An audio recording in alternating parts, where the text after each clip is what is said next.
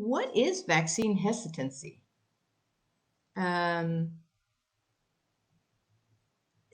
It's when people are afraid to have a vaccination.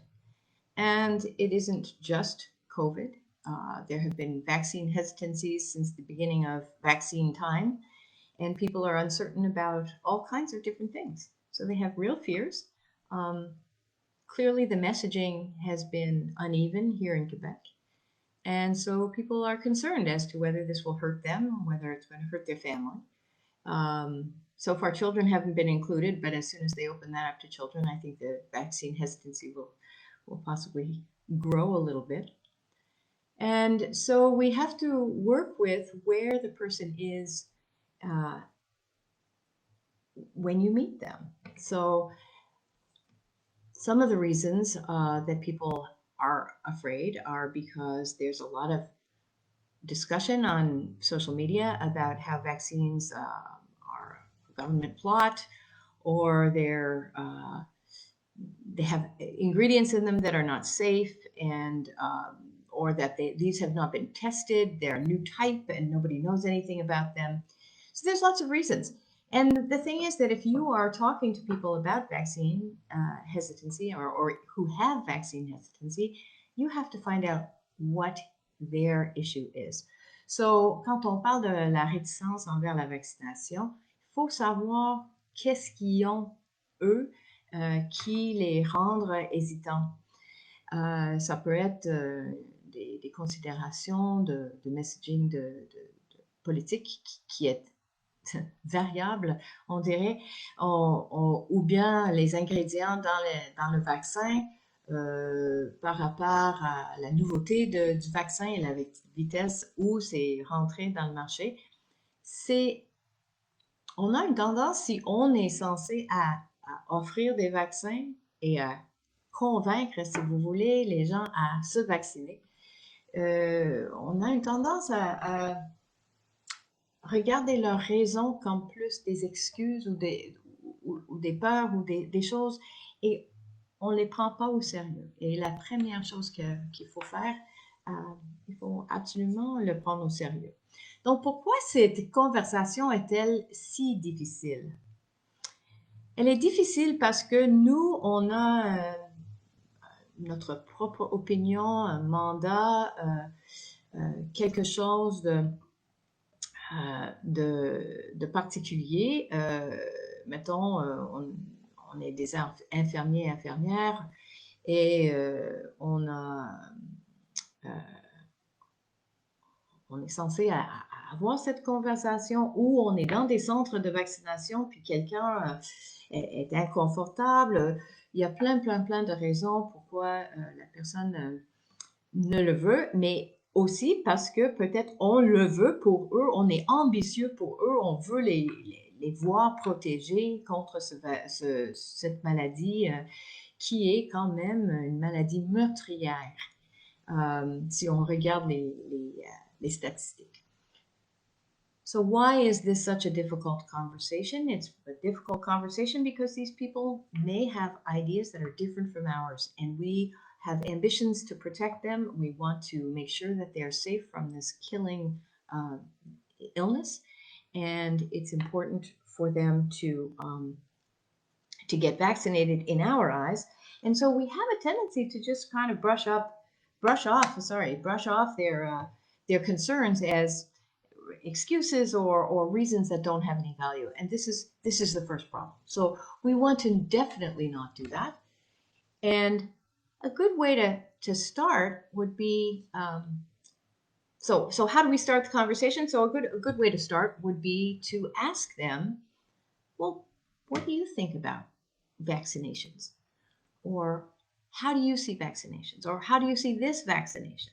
What are your concerns? Or what is your knowledge about it? Any of those questions will open the door to a conversation, which is really our aim. Our aim is to have a conversation. So, comment entamer cette conversation? On peut poser des questions de curiosité douce, comme qu'est-ce que vous connaissez de cette vaccination? Comment vous voyez les vaccinations en général?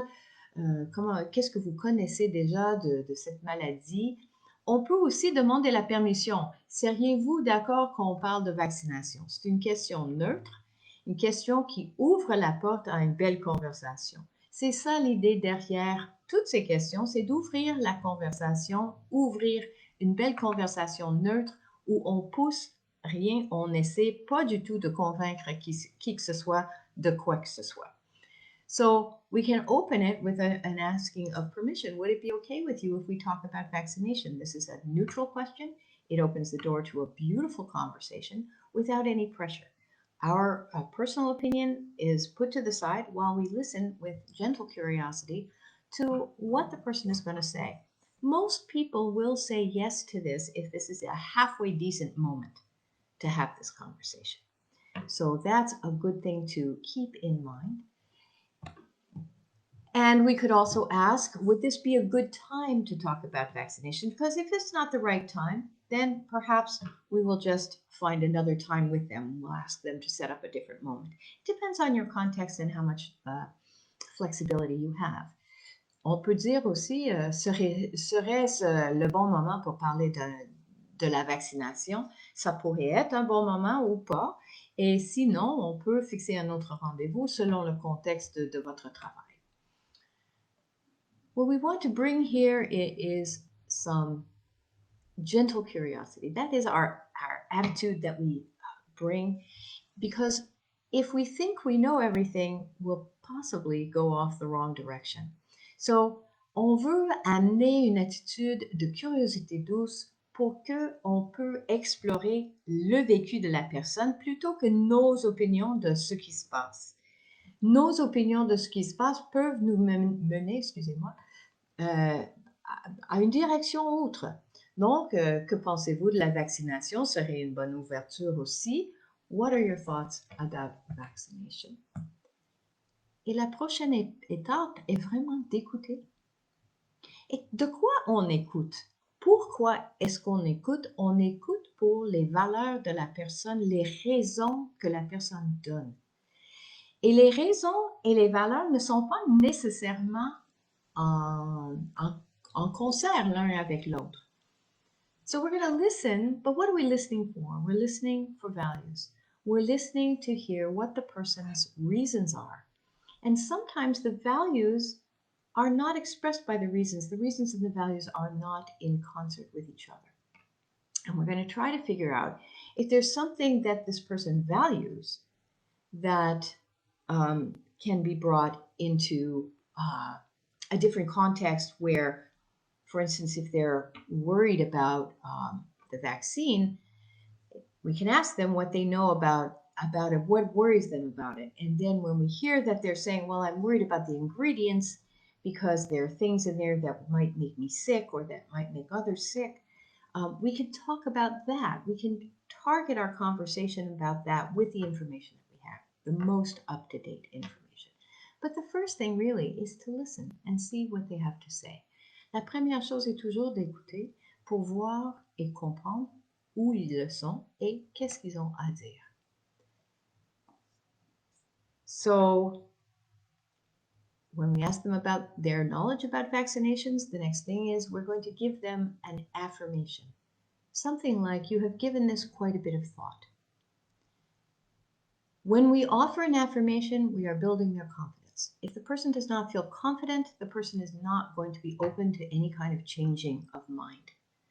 They will be open to listening to what you say, which is already a good thing. But the basis of them changing their minds is to have a sense of agency and competence. So we are going to build that by giving them an affirmation.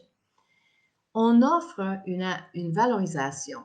Vous avez bien réfléchi à la question. On offre une valorisation parce que ça bâtit la confiance de la personne.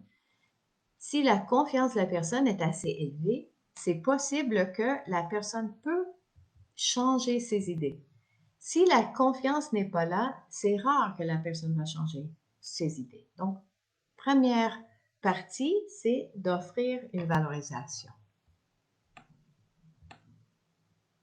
Et on va bien sûr attendre une réponse. Peut-être il y en aura une, peut-être non, mais on va prendre ça mollo. On va d'une étape à une autre étape, à une autre étape. On attend la réponse.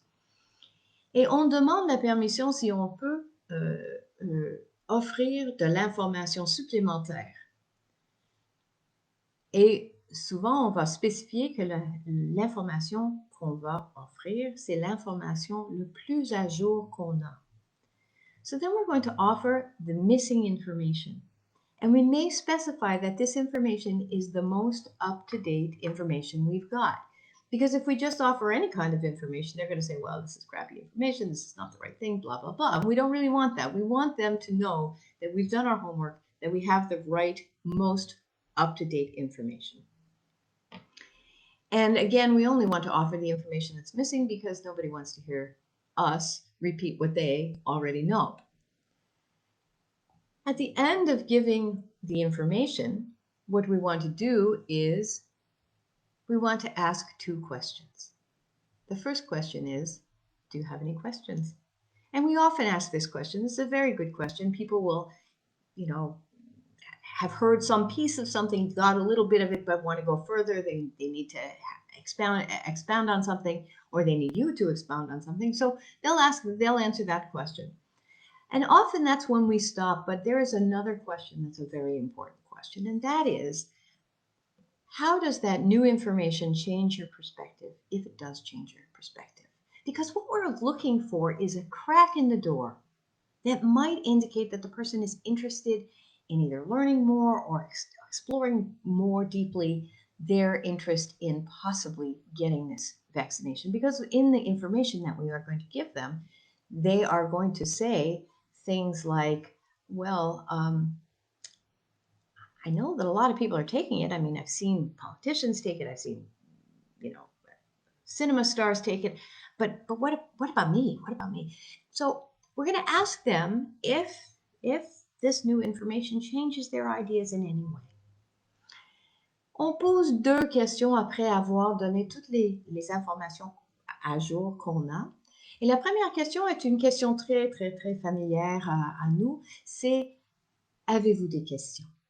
Et bien sûr, il y a des gens qui vont poser des questions, demander plus d'informations, comme normal. Mais on arrête souvent là et on manque une opportunité. Et donc, je vous conseille d'offrir une autre question, de poser une autre question. Comment cette nouvelle information change-t-elle votre point de vue si elle le change? C'est-à-dire que peut-être, cette nouvelle information va changer tes idées. Et ça donne la personne un peu de temps d'intégrer les nouvelles informations qui sont importantes quand même et voir s'il n'y a pas une petite ouverture de porte pour considérer le vaccin. Encore une fois, c'est parce que selon votre contexte, vous avez un mandat de parler du vaccin, de donner des informations, d'offrir le soutien pour leurs craintes, leurs questionnements et la possibilité, dans un contexte neutre, de changer leur idée pour peut-être décider de prendre le vaccin. On va écouter pour et explorer les valeurs de la personne. Selon les valeurs, on va entendre, on va orienter notre conversation pour répondre à leurs besoins, à leurs valeurs, à leurs intérêts. Donc, s'ils ont eu des amis qui disent « Oh non, fais-le pas », il y a une valeur d'appartenance avec son groupe et aussi une valeur de se protéger contre le virus. Il faut les mettre dans la conversation. On peut faire des reflets du genre « Vos amis ne sont pas nécessairement très pro pour le vaccin et en même temps, vous n'aimerez pas attraper ce virus. » Ça, c'est ce qu'on appelle un reflet de double côté où on met les 2 choses en même temps, côte à côte, avec un « et » là-dedans, qui fait une sorte dissonance cognitive dans la tête de la personne. Voilà. Donc, si la personne s'intéresse à se confronter avec ses propres idées, c'est peut-être là où la personne change d'idée. So we're going to listen for and explore the person's values and their reasons. So we want to know why the person doesn't want to take the vaccine. And perhaps it's because their friends have told them something, and at the same time, they'd like to protect themselves against this kind of, this virus. They're reading about it every day, or they're hearing about it on the news, or that people are talking about it in chats or whatever. And so there's some awareness that this is not a good thing to have. And so what happens is there's two things that are kind of in conflict with each other. On the one hand, they want to belong to their group because that's important, and their group believes one thing, and the media and the government is saying something different. So there are two things going at the same time, and that's making a big noise in their heads, what we call cognitive dissonance, and then they need to connect those two things somehow. So by making a double-sided reflection, such as, so on the one hand, you're hearing things from your friends that they're really not pro-vaccine, and on the other hand, you would not like to have this malady, this illness, and you just leave it with them to let them hear that noise of those two things that go in two separate directions. So we want to work with their values. And we're going to always reinforce the person's autonomy and their values. So we can say something to the effect of, you don't want to lose your friends over this argument, and you want to be the one who's in charge of making the right decision for yourself and for your family, for instance. We're reinforcing both the value of belonging and the value of staying healthy and their own autonomy in making the decision. On peut renforcer l'autonomie et les valeurs de la personne. C'est-à-dire que on peut dire à la personne, vous aimeriez pas perdre votre gang, vos amis à cause de cet argument-là, et en même temps, vous n'aimeriez pas avoir attrapé cette maladie.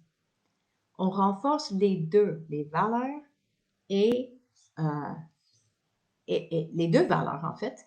Et aussi, on peut dire, et vous aimeriez être en charge des décisions que vous preniez pour votre santé.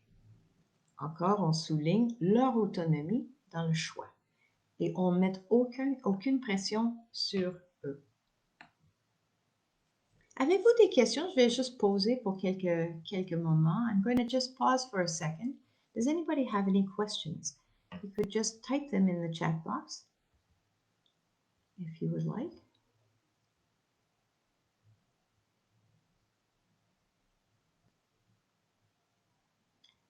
L'aspect de retourner l'autonomie ou de souligner plutôt que retourner, la personne a toujours son autonomie, mais de souligner son autonomie en disant « je sais que vous ferez le choix le plus judicieux pour vous et votre famille, votre communauté, ainsi de suite », offre la chance à la personne de prendre sa place. Et si on offre à la personne l'opportunité de prendre sa place, c'est possible qu'elle va prendre la place de changement et de changement d'idée. OK, oui, je peux prendre le vaccin ou non. Et on va soutenir les deux. Alain Paradis aimerait, could you give an example with the more common? The virus affects 3% of people and it's not so dangerous and people actually don't feel threatened. OK, c'est très bien, merci. So the example, l'exemple qui était demandé, c'est que, bon, quelqu'un dit, ben là, ça affecte que de 3% des personnes. Oui, et on peut dire, donc, pour vous, ça ne cause pas de problème pour vous. Et pourtant, qu'est-ce qui arriverait si vous êtes dans ce 3% ou un de vos proches? Et ce 3%, il y a un autre pourcentage de ces 3% qui sont affectés dans un sens extrêmement sérieusement jusqu'à la mort. Est-ce que vous êtes prêt à accepter ces risques-là. La décision est toujours à vous. Et je le dirais comme ça, effectivement. Si la personne décide que oui, avec les pourcentages, bon, OK. Je peux aussi décider de poser la question un peu différemment ou une autre question qui disait plutôt, pour vous, votre place dans la société, c'est quoi la relation que vous avez dans la protection des autres autour de vous? Avec de la curiosité douce. Ça ne peut pas être avec une attente d'une réponse telle ou telle. Parce qu'à ce moment-là, si c'est pas ta bonne réponse, ça va apparaître sur le visage. Donc, on va poser la question. Et vous, qu'est-ce que vous pensez? Quel est votre rôle dans la protection des plus vulnérables? Parce que, encore une fois, si on n'avait pas offert déjà l'information qu'on peut porter la maladie à quelqu'un de plus vulnérable, peut-être on peut apporter cette information-là que ça pourrait être nous qui apporte ce virus à quelqu'un qui est plus vulnérable, qui meurt ou qui est très, très, très malade après. Et après ça, il n'y a pas grand-chose à faire parce qu'on n'a pas des leviers plus que le gros bon sens de la personne, ses valeurs et les informations qu'on a. J'espère que ça a répondu à la question, Alain. Merci pour le compliment de mes boucles d'oreilles. Donc, encore une fois, we always go back to underlining the choice that's best for the community, the choice that's best for the person. So and their own autonomy in making that choice. So we can say, I know you'll make the choice that is best for you. Avez-vous d'autres questions que vous aimeriez ou d'autres situations où vous aimeriez que je l'aborde? On a quelques minutes qui restent et je serais très contente d'offrir des points de plus précis si vous le voulez.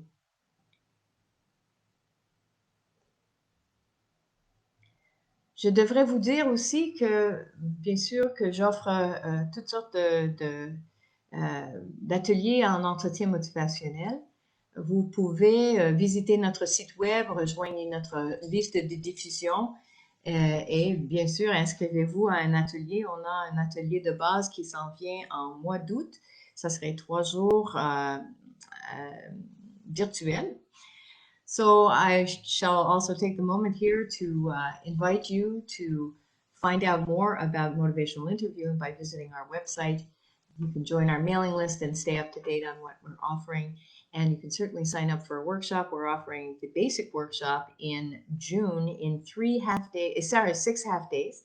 So the dates and all the information is on the website.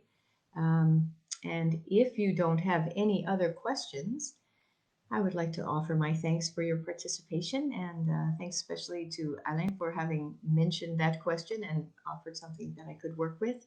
I appreciate that always. Et je vous remercie de votre présence, participation. Et si vous n'avez pas d'autres questions, je vous souhaite une excellente après-midi. J'espère que c'était aidant. Cette live était enregistrée. Ça serait disponible sur notre site web dans les prochains jours. Donc, je vous invite de parler à vos amis si vous l'avez trouvé intéressant ou utile et de les envoyer vers le site web. Et sinon, je vous souhaite tous et toutes une excellente après-midi et une bonne fin de semaine.